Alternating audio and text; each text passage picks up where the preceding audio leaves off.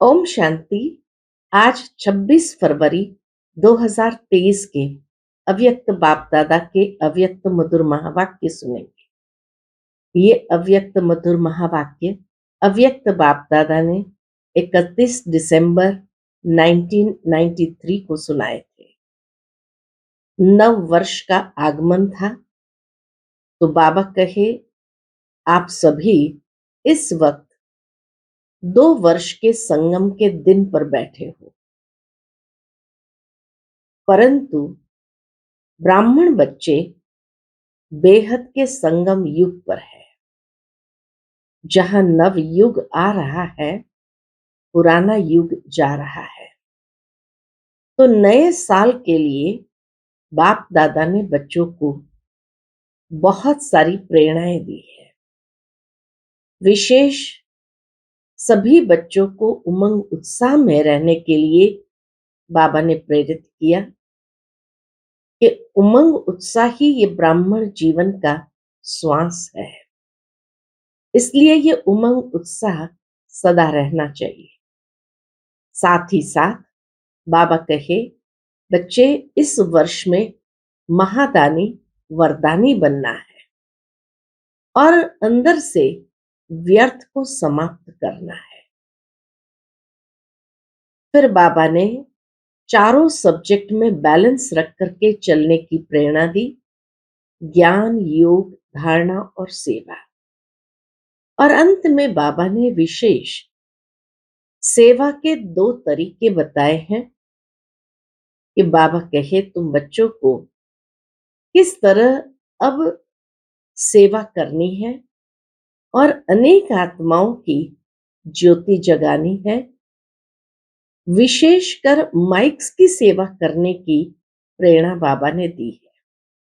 तो सुनते हैं बाबा के आज के अव्यक्त मधुर महावाक्य।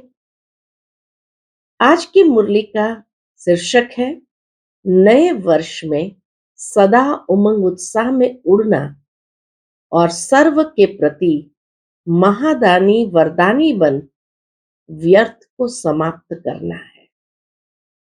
आज नव युग, नए सृष्टि के रचता बाप दादा अपने नव युग के आधार मूर्त बच्चों को देख रहे हैं।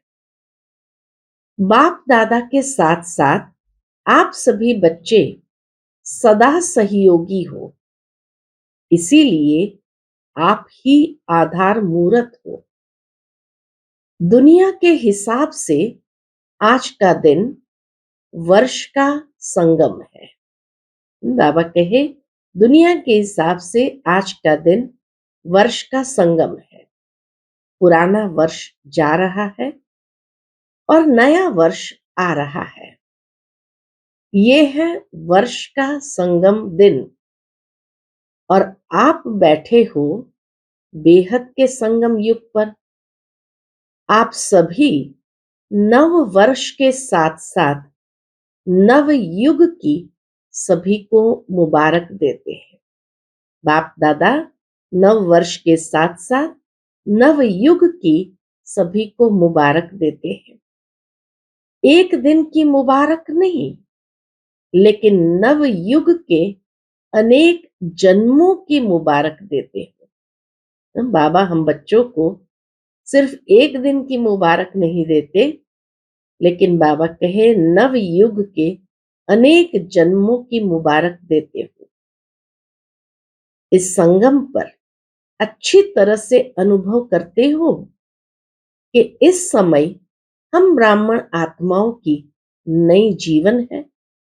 पूछते बाबा कि इस संगम पर ये अच्छी तरह से अनुभव करते हो कि इस समय हम ब्राह्मण आत्माओं की नई जीवन है। नई जीवन में आ गए हो ना। ब्राह्मणों का संसार ही नया है, वैसे भी ब्राह्मणों का संसार ही नया है। कैसे नया है? तो बाबा कहे, अमृत वेले से देखो तो नई रीत, नई प्रीत है। नई रीति और नई प्रीत है। पुरानी दुनिया की दिनचर्या और नए जीवन, ब्राह्मण जीवन की दिनचर्या में कितना अंतर है। सब नया हो गया। क्या क्या नया हो गया इस ब्राह्मण जन्म में? स्मृति नई, वृत्ति नई, दृष्टि नई, सब बदल गया ना। और नई जीवन कितनी प्यारी लगती है। नई स्मृति, नई दृष्टि, नई वृत्ति, तो ये नई जीवन कितनी प्यारी लगती है। वैसे भी नई चीज सबको प्यारी लगती है।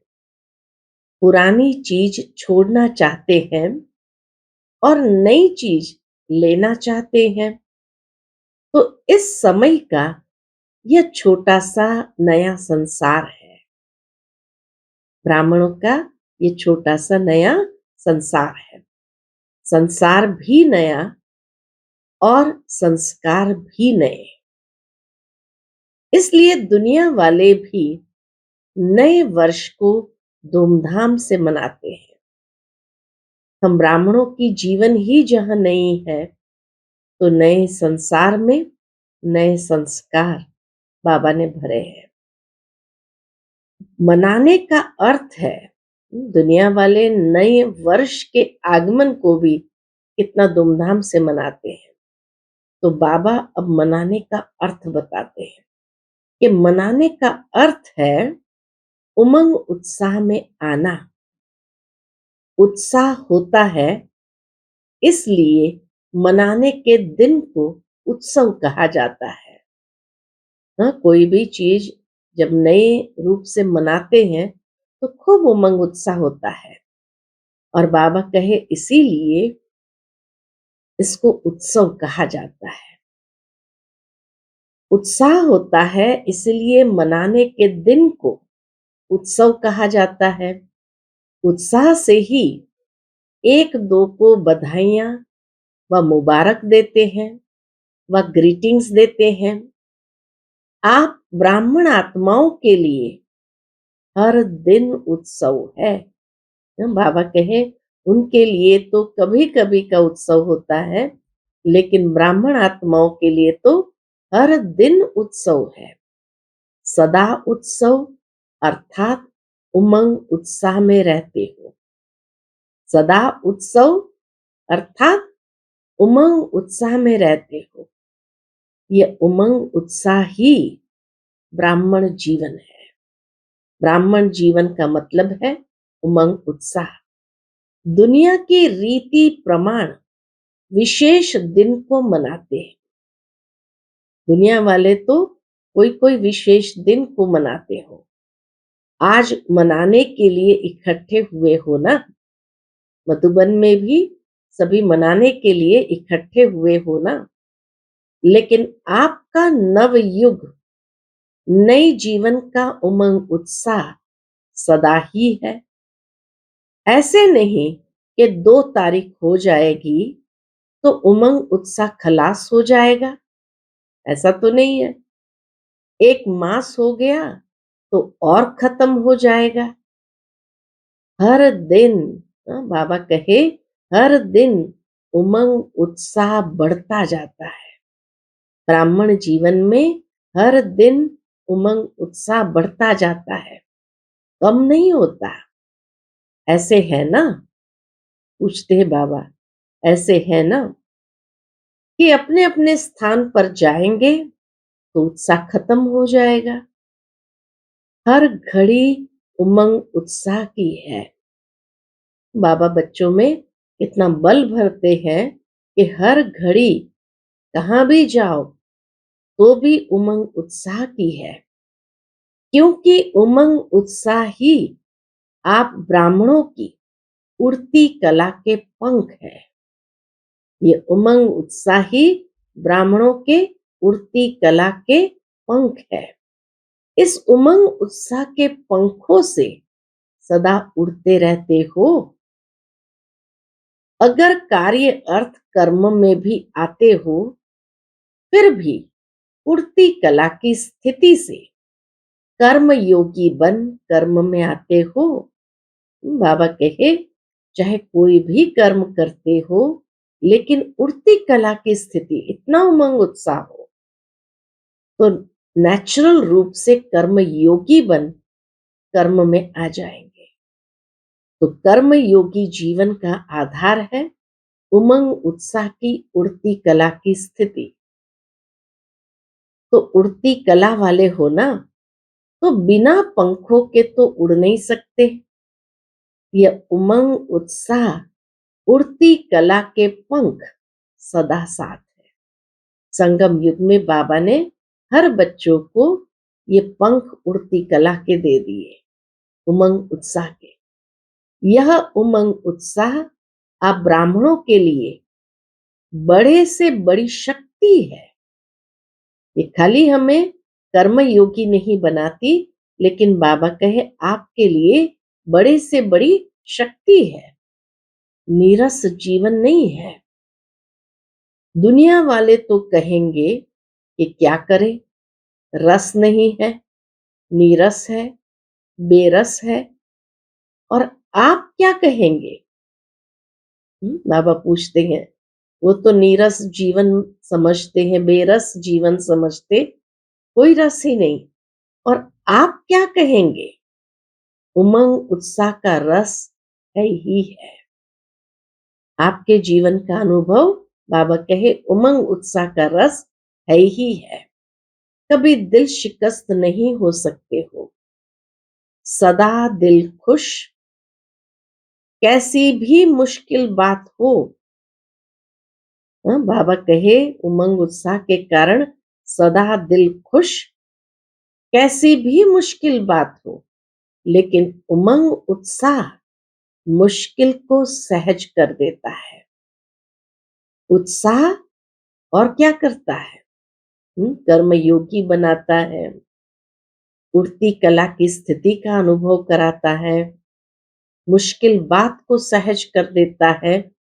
और बाबा कहे उत्साह तूफान को भी तोहफा बना देता है, पहाड़ को भी राय नहीं लेकिन रुई बना देता है। ये उत्साह में कितनी बड़े से बड़ी शक्ति है कि तूफान को तोहफा बना देता, पहाड़ को राई बना देता, राई तो क्या, रुई बना देता है। उत्साह किसी भी परीक्षा व समस्या को मनोरंजन अनुभव कराता है। लिस्ट निकाले आज के उमंग उत्साह के आधार से ब्राह्मण जीवन में क्या क्या प्राप्ति है। तो बाबा कहे कैसी भी परीक्षा व समस्या को मनोरंजन अनुभव कराता है। इसलिए उमंग उत्साह में रहने वाले नव युग के आधार मूर्त नव जीवन वाले ब्राह्मण आत्माएं। यह उमंग उत्साह वाली जीवन, यही हमें नव युग के आधार मूर्त बनाती और नई जीवन वाले ब्राह्मण आत्माएं हैं। अपने को जानते हो, मानते भी हो। बाबा कहे जानते सिर्फ नहीं लेकिन मानते भी हो, या सिर्फ जानते हो। क्या कहेंगे? जानते भी है, मानते भी है और उसी में चलते भी है, उसी उमंग उत्साह के आधार पर चलते भी है। सदा ये उत्साह रहता है कि कल्प पहले भी हम ही थे, अब भी है और अनेक बार हम ही बनेंगे।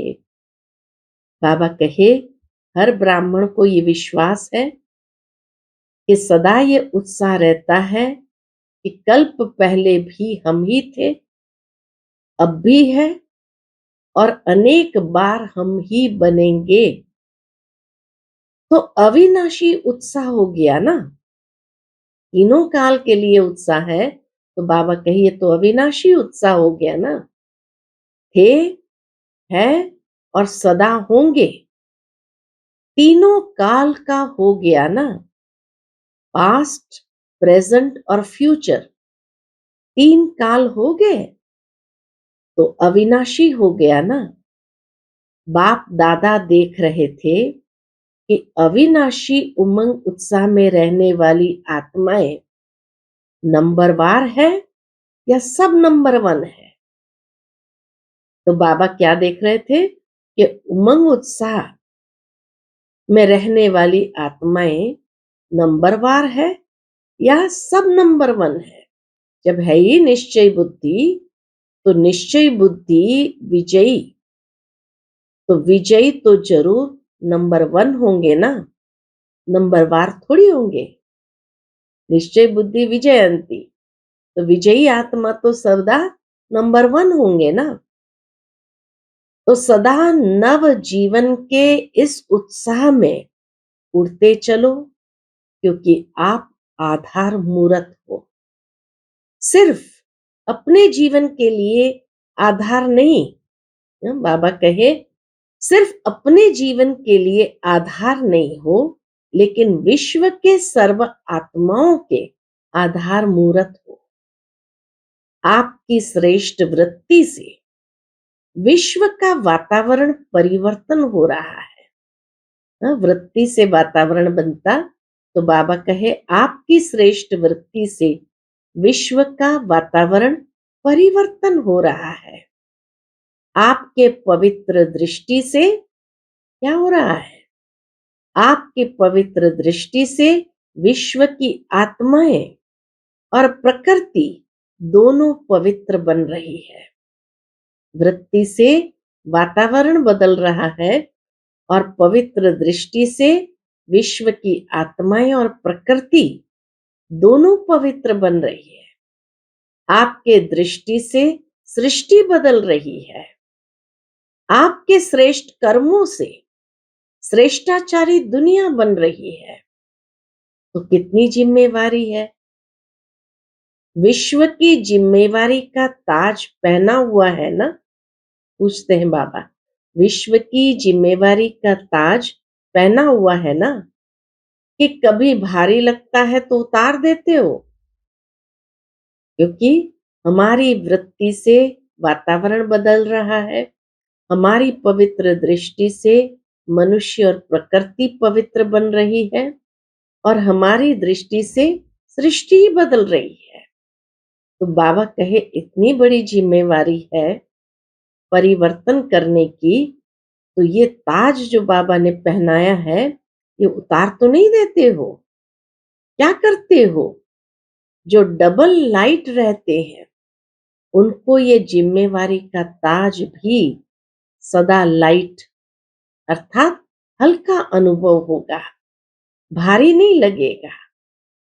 इस समय के ताजधारी भविष्य के ताजधारी बनते हैं। जो इस समय जिम्मेवारी के ताजधारी बनते हैं, बाबा कहे वो भविष्य में भी ताजधारी बनते हैं। तो नए वर्ष में क्या करेंगे? अव्यक्त वर्ष भी मनाया। 93 का साल बाबा ने अव्यक्त वर्ष मनाने के लिए प्रेरित किया था। तो बाबा कहे अव्यक्त वर्ष भी मनाया। अव्यक्त वर्ष अर्थात फरिश्ता बन गए कि अभी बनना है। फरिश्ता क्या करते हैं? बाबा पूछते हैं फरिश्ते क्या करते हैं? अव्यक्त का अर्थ ही है फरिश्ता। वर्ष पूरा किया तो फरिश्ते बने ना, कि नहीं? अव्यक्त वर्ष लंबा कर दे, बाबा के 1 साल का और एक्सटेंशन दे दे, तो अव्यक्त वर्ष अभी लंबा कर दे, 2 वर्ष का 1 वर्ष बना दे। अभी और आगे बढ़ना है ना।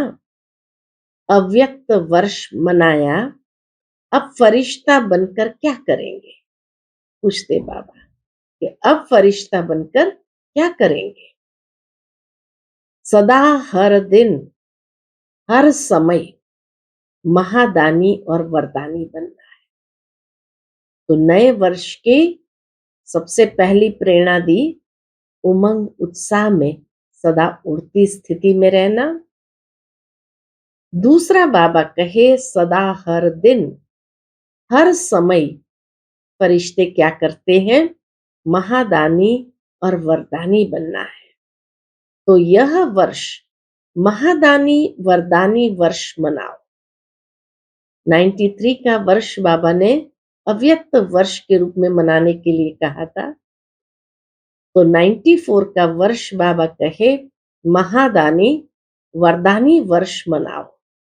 जो भी संबंध संपर्क में आए उस आत्मा को महादानी बन कोई न कोई शक्ति का, ज्ञान का, गुण का दान देना ही है।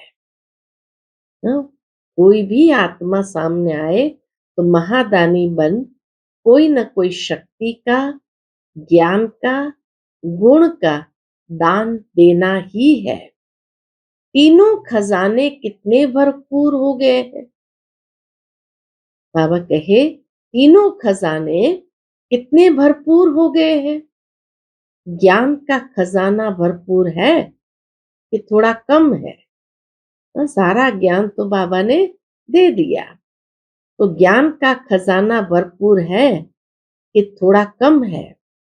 मास्टर नॉलेजफुल होना तो ज्ञान का खजाना भी है, शक्तियों का खजाना भी है और गुणों का खजाना भी है। तीनों में संपन्न हो कि एक में संपन्न हो, दो में नहीं। वर्तमान समय की पुकार क्या है वो बताते बाबा। वर्तमान समय आत्माओं को तीनों की बहुत आवश्यकता है। ज्ञान, गुण और शक्ति तीनों की बहुत आवश्यकता है। सारे दिन में कोई न कोई दान देना ही है, चाहे ज्ञान का, चाहे शक्तियों का, चाहे गुणों का, लेकिन देना ही है। महादानी आत्माओं का बिना दान दिए महादानी आत्माओं का बिना दान दिए हुए कोई भी दिन न हो। ऐसा कोई भी दिन खाली न जाए कि जिस दिन दान न किया। तो बाबा कहे महादानी का बिना दान दिए हुए कोई भी दिन न हो। ऐसे नहीं वर्ष पूरा हो जाए और कहो हमें तो चांस नहीं मिला, दान करने का चांस नहीं मिला। चांस लेना भी अपने ऊपर है। बाबा कहे चांस लेना भी अपने ऊपर है कि चांस देने वाला दे तब चांस ले सकते हैं या स्वयं भी चांस ले सकते हैं। लेना आता है? पूछते बाबा। लेना आता है कि कोई देवे तो लेना आता है। कोई चांस नहीं देगा तो क्या करेंगे? अगर कोई चांस नहीं देगा तो क्या करेंगे? देखते सोचते रहेंगे। सारे दिन में चाहे ब्राह्मण आत्माओं के, चाहे अज्ञानी आत्माओं के संबंध संपर्क में तो आते ही हो ना। बाबा कहे हर आत्मा सारे दिन में चाहे ब्राह्मण आत्माओं के, चाहे अज्ञानी आत्माओं के संबंध संपर्क में आते हो ना, आते ही हो ना। जिसके भी संबंध संपर्क में आओ उनको कोई न कोई दान अर्थात सहयोग दो। दान नहीं कहेंगे, ब्राह्मण आत्माओं के लिए तो सहयोग कहेंगे। तो इसीलिए बाबा कहे जिसके भी संबंध संपर्क में आओ उनको कोई न कोई दान अर्थात सहयोग दो। दान शब्द का रूहानी अर्थ है। दान शब्द का रूहानी अर्थ है सहयोग देना। तो रोज महादानी व वरदानी बन वरदान कैसे देंगे? पूछते बाबा कि रोज महादानी वरदानी बन वरदान कैसे देंगे? अब वो विधि भी बाबा बताते हैं।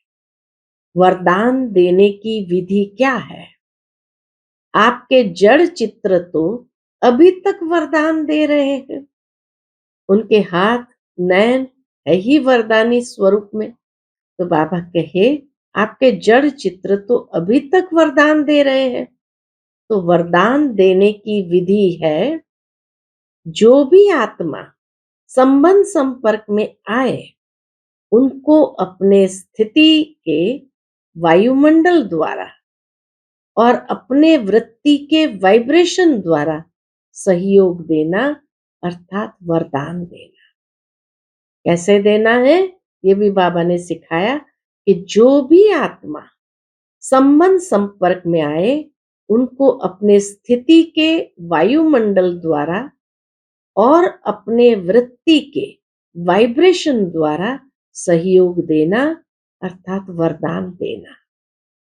कैसी भी आत्मा हो, गाली देने वाली भी हो, निंदा करने वाली हो, लेकिन अपनी शुभ भावना, शुभ कामना द्वारा, वृत्ति द्वारा, स्थिति द्वारा ऐसी आत्मा को भी गुण दान या सहनशीलता की शक्ति का वरदान दो।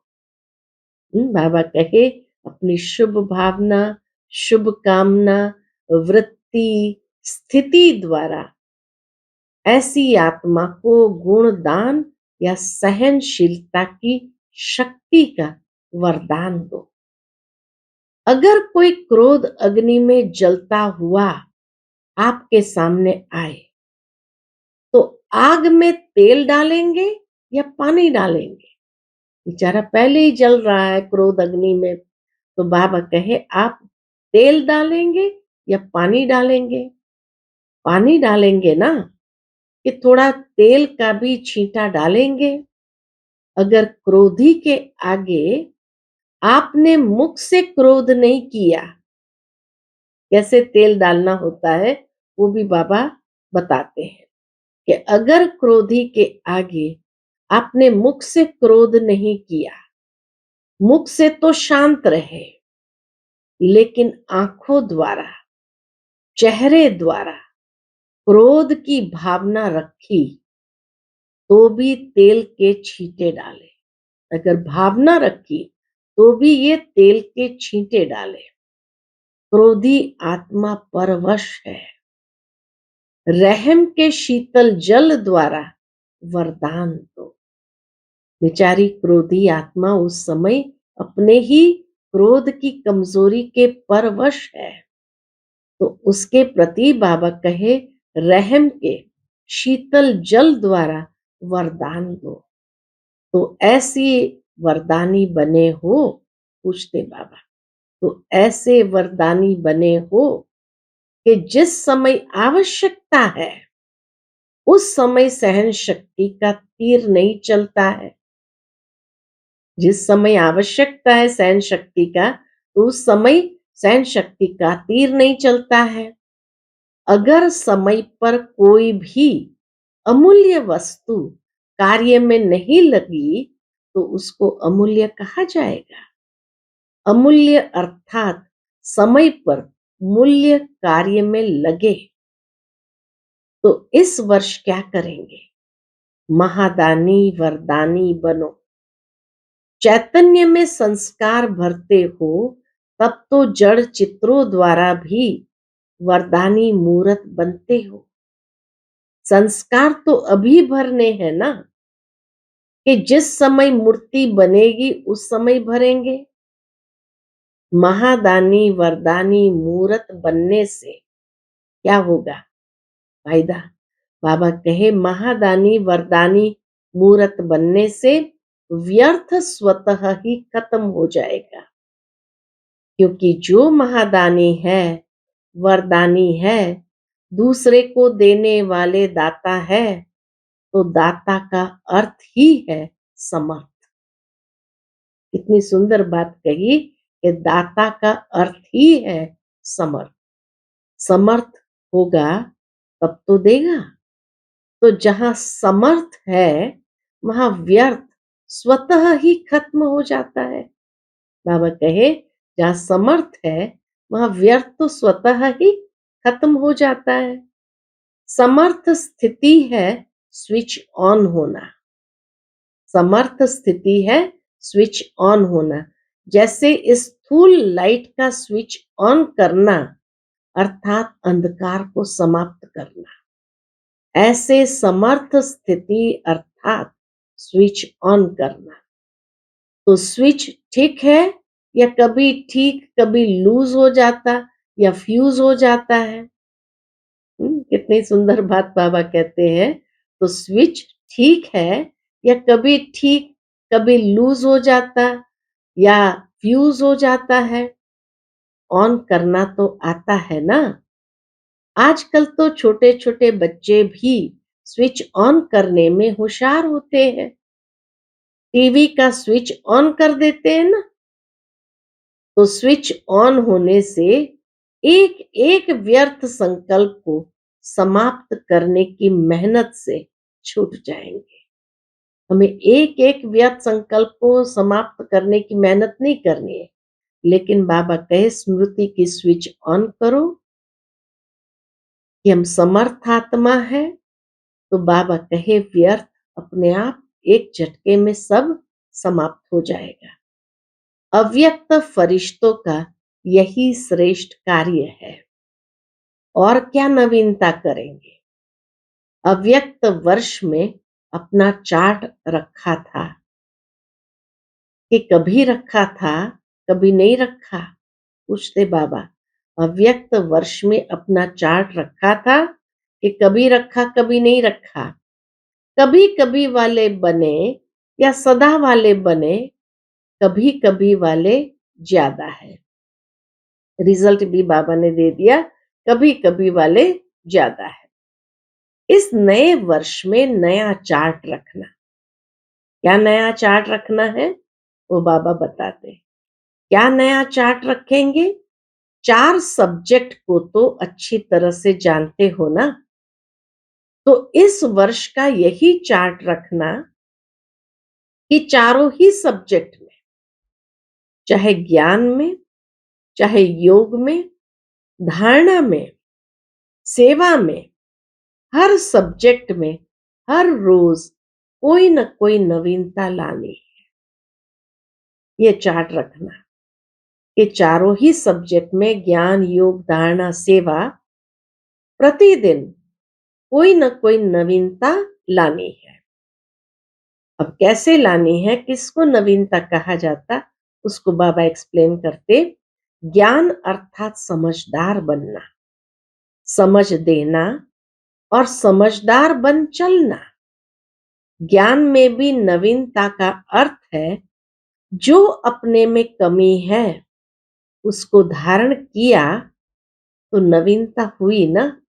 जो ज्ञान की पॉइंट को धारण किया तो ये नवीनता हुई ना। ना से तो हाँ हुई तो नया हुआ ना। इसी रीति से योग के प्रयोग में, दूसरा सब्जेक्ट है योग। तो योग के प्रयोग में हर रोज कोई ना कोई नया अनुभव करो। तो ज्ञान की कोई ना कोई नई पॉइंट को धारण करना, ये नवीनता करना है। योग में योग के प्रयोग में हर रोज कोई ना कोई नया अनुभव करो। योग में बहुत अच्छे बैठे, बहुत अच्छा योग लगा, लेकिन नवीनता क्या हुई। परसेंटेज बढ़ना भी नवीनता है। योग में परसेंटेज बढ़ना भी नवीनता है। आज अगर आपकी परसेंटेज योग की 50% है और कल 50 से वृद्धि हो गई तो नवीनता हो गई ना। ये योग के प्रयोग की परसेंटेज को देखो कि आज अगर योग की 50% है और कल 50 से ज्यादा हो गई तो नवीनता हो गई ना। ऐसे नहीं कि एक मास में 50-50 लगाते जाओ। आज भी 50% अनुभव किया, कल भी 50% अनुभव किया। नहीं, बाबा कहे ऐसे नहीं लगाना है। तो चारों ही सब्जेक्ट में स्व के प्रगति में नवीनता, विधि में नवीनता, प्रयोग में नवीनता। नवीनता कहाँ लाना है। प्रगति अनुभव करना ये नवीनता है। विधि नई अपनाओ ये नवीनता है। प्रयोग में नवीनता। औरों को सहज योगी बनाने में और परसेंटेज बढ़ाना माना नवीनता। किसको दुख दिया, किसको क्रोध किया, ये तो कॉमन चार्ट है। यह तो आपकी जो रॉयल प्रजा है वह भी रखती है कि आज मैंने किसको दुख तो नहीं दिया, किसके ऊपर क्रोध तो नहीं किया। बाबा के ये कॉमन बात है। आप रॉयल प्रजा हो व राजा हो तो नवीनता से स्वतः ही तीव्र पुरुषार्थ के समीपता की अनुभूति होती रहेगी। तो नवीनता से स्वतः ही तीव्र पुरुषार्थ के समीपता की अनुभूति होती रहेगी। समझा क्या चार्ट रखना है? और हर 3 मास में बाबा फिर और भी उसको पक्का कराते हैं कि और हर 3 मास में रोज का नहीं यहां भेजना, काम बढ़ जाएगा। इस वर्ष तो आपको इकोनॉमी भी करना है ना। तो बाबा कहे 3 मास में चार्ट भेजना, ऐसे नहीं कि रोज भेजना। तो इस वर्ष तो आपको इकोनॉमी भी करना है ना। यह वर्ष विशेष इकोनॉमी का है। एक नामी और इकोनॉमी। क्यों बाबा ने इकोनॉमी करने के लिए कहा? बाबा कहे ज्ञान सरोवर बना रहे हो तो सब में इकोनॉमी करना। सब खजानों में, समय में भी, संकल्प में भी, संपत्ति में भी, सब में इकोनॉमी। तो हर 3 मास का स्वयं ही साक्षी होकर चार्ट चेक करके शॉर्ट में अपना समाचार देना। हर 3 मास में देखना प्रगति है या जैसे है वैसे ही है। गिरती कला में तो जाना नहीं। लेकिन ऐसा भी नहीं कि जैसा है वैसा ही है। पुरुषार्थ में मिडगेट नहीं बनना। मिडगेट अच्छा लगेगा, ऐसे नहीं कहना कि चाहते तो थे लेकिन क्या करे। क्या क्या नहीं कहना। ब्राह्मणों की ये भाषा नहीं है कि क्या करे, कैसे करे, ऐसा करे, वैसा करे। लेकिन दूसरों को भी सहयोग देंगे कि ऐसे करो। समझा क्या चार्ट रखना है? अब देखेंगे कौन कौन क्या क्या करता है। बाबा कहे अब देखेंगे कौन कौन क्या क्या करता है। बाप दादा स्नेह के कारण नाम अनाउंस नहीं करते हैं। किसने क्या क्या किया जानते तो है ना। बाप दादा तो सब कुछ जानते हैं। आजकल टीवी का फैशन है। बाप दादा के पास भी टीवी है। बाप दादा जानते हैं जो पिछले वर्ष काम दिया वो किसने कितना किया। नाम अनाउंस करे। हाफ कास्ट कितने रहे, फुल कास्ट कितने रहे। पूछते बाबा अनाउंस करे कि हाफ कास्ट कितने रहे, फुल कास्ट कितने रहे। तो इस वर्ष महादानी वरदानी मूरत स्वयं बाबा कहे इस वर्ष क्या करना है। इस वर्ष का होमवर्क भी बाबा देते हैं। तो इस वर्ष महादानी वरदानी मूरत स्वयं प्रति भी और सर्व प्रति भी बनो और हर रोज कोई ना कोई नवीनता अर्थात प्रोग्रेस अवश्य करो। तो ये हुआ स्व के पुरुषार्थ के प्रति। सेवा में क्या करेंगे? ये तो स्व के पुरुषार्थ के प्रति कुछ न कुछ प्रोग्रेस करना है अर्थात नवीनता करनी है। फिर सेवा में क्या करेंगे? सेवा में भी नवीनता लानी है ना। मेले भी बहुत कर लिए, प्रदर्शनियां तो अनगिनत कर ली, सेमिनार कॉन्फ्रेंस भी बहुत की। अभी आवाज बुलंद करने वाले माइक को तो तैयार करने ही है। तभी बाबा कहे, आवाज बुलंद करने वाले माइक तो तैयार करने ही है, लेकिन उसकी विधि क्या है? वैसे पहले भी सुनाया है, लेकिन किया कम है। माइक की सेवा बाबा कहे कम किया है। सेवा की रिजल्ट में देखा गया है कि बड़े निमित्त आत्माओं को समीप लाने के पहले, चाहे कोई नेता है, चाहे कोई बड़े इंडस्ट्रियलिस्ट है, चाहे कोई बड़े ऑफिसर है, लेकिन उन्हों को समीप लाने का साधन है, उन्हों के सेक्रेटरी को अच्छी तरह से समीप लाओ। कितने सुंदर बाबा प्रैक्टिकल विधि बताते हैं। किसी भी बड़े आदमी को समीप लाने के लिए पहले उसको उसके सेक्रेटरी को अच्छी तरह से समीप लाओ। आप लोग बड़ों के ऊपर टाइम देते हो, वो अच्छा अच्छा कहकर फिर सो जाते हैं। उन्हों को फिर जगाने के लिए इतना टाइम तो मिलता नहीं, न वो देते हैं, न आप जा सकते हो। इसलिए सेक्रेटरी जो होते हैं वो बदलते भी नहीं है। बड़े तो सब बदल भी जाते हैं। आज एक मिनिस्टर की सेवा करते हो और कल वो प्रजा बन जाता है। सेक्रेटरी काफी सहयोगी बन सकते हैं। तो किसी भी वर्ग की सेवा में इस वर्ष विशेष सेक्रेटरी, मैनेजर्स या प्राइवेट असिस्टेंट जो भी शक्तिशाली हो, बड़ों के समीप हो, उन आत्माओं की सेवा विशेष करो। बाबा कहे, उन आत्माओं की सेवा विशेष करो। दूसरी बात, पहले भी इशारा दिया है सेवा के लिए। ये पहली बात तो बताई बाबा ने, माइक को तैयार करने के लिए सेक्रेटरी को समीप लाओ।